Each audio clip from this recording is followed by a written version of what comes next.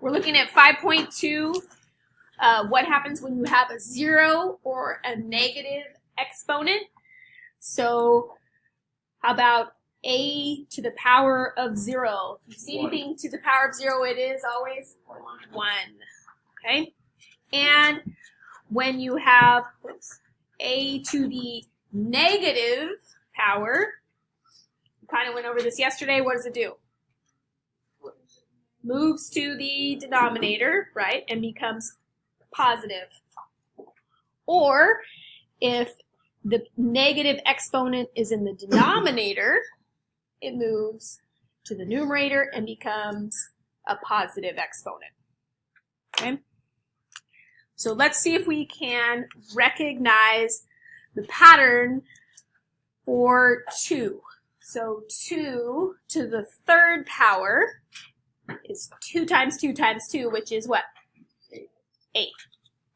How about 2 to the second power? 2 times 2, which is 4. Okay? 2 to the first power? 2.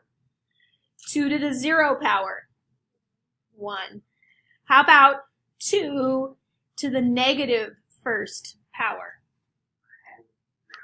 Right? It becomes 1 over 2 to the first, which is 1/2. Okay? 2 to the negative second power becomes 1 over 2 to the second, which is what? 1/4. So what should 2 to the negative third power be? 1/8. Okay? So you guys see the pattern? All right. Let's try a few problems, not just with numbers, but also some algebra in them, okay? So example number 1. -3x to the negative second. So anything that has a positive exponent is going to stay where it's at. And so sometimes even super simple problems like this, some students see that negative exponent and assume the whole thing moves to the denominator. But what's the exponent on the -3? 1. So is that positive or negative? It's positive. So it's going to stay in the numerator, and only the x to the negative second moves to the denominator and becomes positive. Okay, so just watch those easy ones. Don't get sidetracked and think, oh, I got to move everything. Only when the exponent is negative. All right? Any questions on example 1? All right. We'll start getting a little bit harder here because that one should have been easy, right?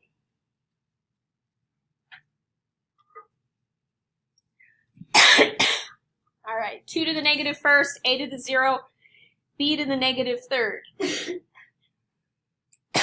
So the easiest thing to simplify is anything to the 0 power is 1, so we'll change that to a 1. And then the other parts both have negative exponents, so we're going to move them to the denominator. So 2 to the negative first moves to the denominator, becomes 2 to the first, which is just 2. You can write 2 to the first if you want, but if you just write 2, it's fine. All right? B to the negative third moves to the denominator and becomes b to the third. All right? Am I done? No, what do I need to do? I'll have a placeholder in that numerator, right? There's nothing left up there.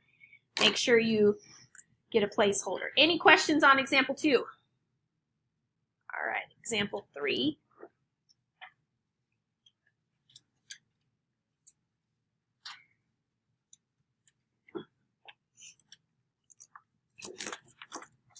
All right, 3x over 1, all to the negative second power. So I'm going to take that negative second power, and because it's in parentheses, that negative second power goes to everything, right? 3 to the negative second, x to the negative second, and 1 to the negative second, right? Or you really could have skipped that step and flipped everything and made it to the positive second, like 1 squared over 3 squared x squared. Some people can go straight from this step to this step. It just kind of depends how visual of a learner you are. All right. Then when you simplify, 1 squared is 1, 3 squared is 9, x squared is x squared. Any questions on example 3? Nope, we're just blowing through these. All right, example 4. 8x squared y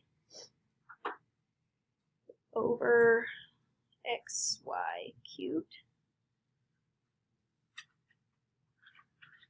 No zero exponents, no negative exponents, but can we reduce? Yes. We've got a what? A y to the first, so that completely goes, and the y to the third becomes y to the second, and our x to the first completely goes, and this becomes just x. So what's left? 8x in the numerator, and the y squared in the denominator. All right.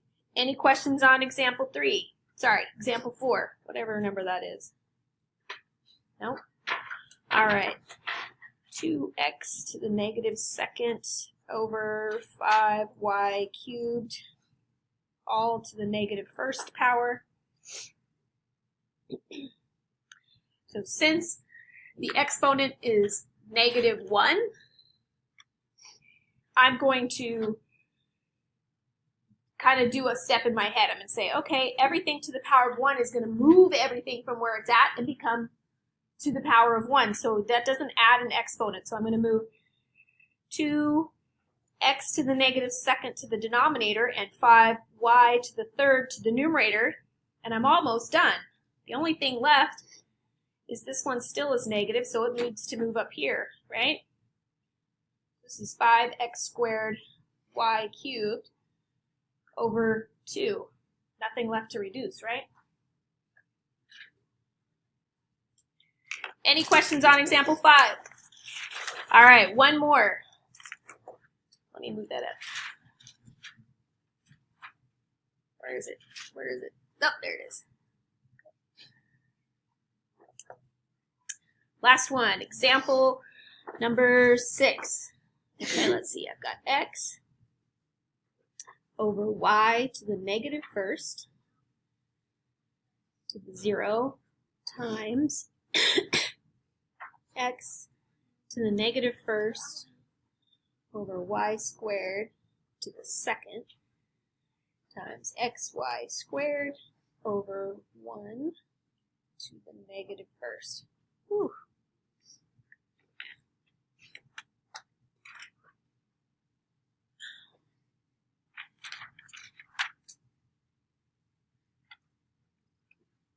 Looks like there's a lot going on, but right away we can do what? We've got a 0 power, right? So do we even need to deal with what's inside these parentheses? Nope. This is 1, right? Okay. Now let's deal with these. These need to go to the second power, so each of these powers get multiplied by a power of 2. So this becomes x to the negative second, and the denominator becomes y to the what? 4th. Okay. This last one, each of these are going to the power of -1. So I'm just going to flip everything from where it's at. So this is xy squared moves to the denominator, and the 1 moves to the numerator. That's going to be the easiest way to deal with that. All right. I still see this negative exponent, so that needs to move down to the denominator, leaving us with just a 1 in that numerator. So 1 times 1 is 1. Okay. Then we have x squared down here and an x to the first here. So x squared and x to the first becomes x to the third, right? Add the 2 and the 1, get 3. And a y to the fourth and a y to the second becomes y to the 6th. A little messy in the middle, but we got it. All right. Any questions on example 6?